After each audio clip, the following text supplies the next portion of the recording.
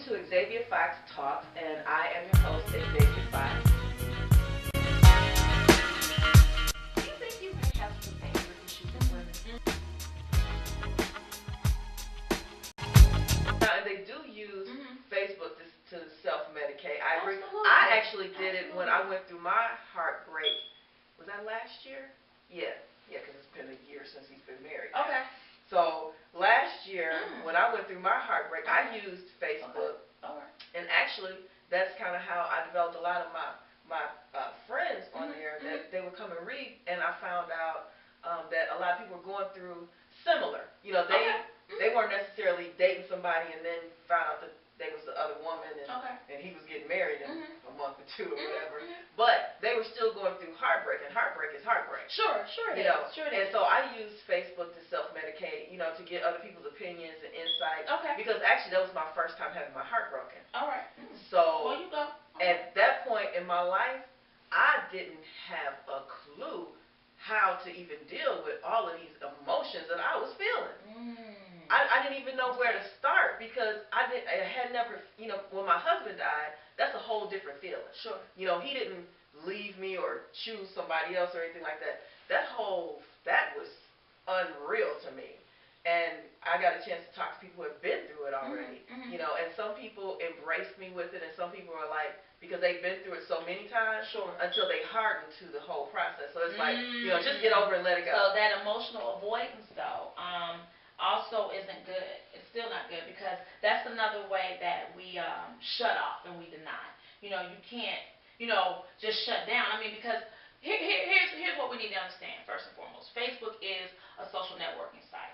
So you're going to socialize. We all are humans, and we're human beings, and we have emotions and feelings and all that. And so we have a need to connect to each other, hence Facebook. Okay? So great, but when we are self-medicating, we may not be aware of that. We may not, it's just like a person who stopped smoking, okay? But they still might want to smoke, and some people say they're scared to stop smoking because they think they might gain weight. And so some people stop smoking and they start eating more. Or some people, who might come out of a situation where they were in recovery for a substance addiction or something, they might not smoke whatever they were smoking before, but they might drink now. But it's still a substance. And so, we self-medicate, or to deal with some of the stuff that we're dealing with, we self-medicate. And I think that's huge. Boredom, loneliness, anger, lack of, or I should say, a sense of self. A strong sense of self. Maybe we don't have a strong sense of self, and so Facebook, is that way that we begin to build, the big girl panties or the big boy drama. With the whole self-medicating, I believe that this friend kind of self-medicates because the fear of moving forward into another relationship. So instead of actually committing to someone, this person kind of collects people.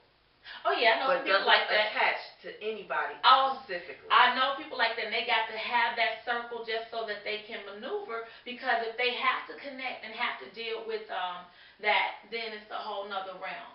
It's a whole, and they can't, because that fear of being hurt again is so huge.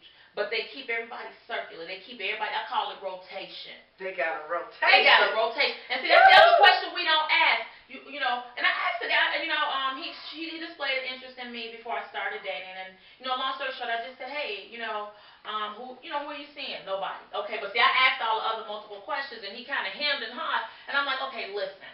And I said it just this way, everybody. What you'll find out about Dr. Kennedy is that I'm real. I was like, so how many babes you got in rotation? Woo. Just, because he was like, well, I'm not seeing anybody. I'm like, come on, dude. Just keep it real. What's happening? You've expressed an interest in me, and I'm here now. I'm present. I'm talking to you. I'm in your face. What's going on? I need to know who I'm dealing with. I need to know what's happening so that I can make a sound decision about how I'm going to position myself if I'm going to deal at all. Right. All right. Right. And his response was, oh, I'm not seeing anybody. Right. And I would see him much later on after all this had passed on Facebook, and he definitely has a circle full of women, unfortunately, who are trying to position themselves, or want to position themselves, I should say, in hopes of. And he keeps them dangling. There's a difference when you have men and women who, just situate themselves just because they hope. But when you are doing something to continue, keep hope alive. Keep hope alive. When you're allowing them to position themselves like that, and you have knowledge of that, or you're doing it, or just again mental masturbation, right? When you're doing that, then it's wrong. But you're doing that because, again, right, we're still trying to self-medicate because I have a need. I got to feel loved. But I don't want to put myself in a situation where I have to give too much of myself. So I'm going to medicate with these babes. I'm going to medicate with these guys. You know what I'm saying? I'm going to medicate with these pseudo relationships, whatever they look like. Okay? And it's okay to date. It's okay to, engage. But be clear about the whys and the how comes. So again, I think, and this is closing out my last point around, self-medication. We got to first be thinkers, okay? And this is cognitive thinking, okay? I use this when I'm working with adolescents, cognitive behavioral thinking. So for those individuals who are psych majors or are tuning in and they know a little bit about this, you definitely got to be aware, self-aware of who you are. So I would prefer that people, chose individuals who were self-aware, male or female. If you're self-aware, you already know your stuff. Mm-hmm. And you're honest about your hang-ups. You're honest about how you are right now and where you are. So I can appreciate that you and your soon-to-be boo are, taking those steps. Because that demonstrates that you guys are both aware of yourselves and each other and how you need to blend all of that together and how you guys are going to do that. So that's a good thing, actually. The second thing is, once we are thinkers and we're self-aware, we also have to think about, what we're feeling. A lot of us, don't want to feel, so self-medication. We don't, want to experience all of that. But if we allow ourselves to really experience, a feeling, and not just name it something else, because, somebody will say, oh, I'm angry because, Sonia said this, or she told somebody my business. Are you angry or are you hurt? Anger is a secondary emotion, but that's what we respond to first. And so once we're, in the process of understanding what it is we're truly feeling, we could be hurt, sad, depressed, frustrated, etc. But we have to know what those feelings are. I'm mad because you hurt me. Absolutely, absolutely. So I'm hurt. But I'm hurt first. But we acknowledge anger. So I gave you something else, everybody. Anger is a secondary emotion, not the first. But that's what we respond to. But in order to stop that response, the last thing you have to be aware of is, your behavior, or what is that event at that moment. So if you're thinking about it and you're processing your feelings, then you can think about how you're going to respond beforehand. You can be proactive in your relationships. You can be proactive so you don't use self-medication as a way of coping. You can be proactive instead of reactive, okay? Because jumping from situation to situation is a reactionary response. All right? Because you're not allowing yourself to think and process. You're not allowing yourself to think and feel. So I think that, again, rounding all of that up, we have to say no. At least I'm going to say no. I'm not going to speak for you. I'm going to say no. That Facebook isn't destroying relationships. In fact, Facebook can't love you. It can't hug you. It can't dry your tears. It can't put you to bed at night. It can't stroke your back and all the other things in between. That's right. But however, there's some of us that want to substitute because you ain't got to cook for it. You ain't got to wash it. You ain't got to clean it, right? You ain't got to bring your paycheck home to it. So Facebook might be, the next, man or woman that you actually date. In absence of. Because you don't have to do all of the above to maintain a relationship. So I think that, if we look at all of those things, then I think that people will get out of denying that they are their own participants in how relationships are destroyed or do end up in situations where they're no longer together. I think that we'll get away from blaming Facebook. It's not the devil, everybody. It's not the devil.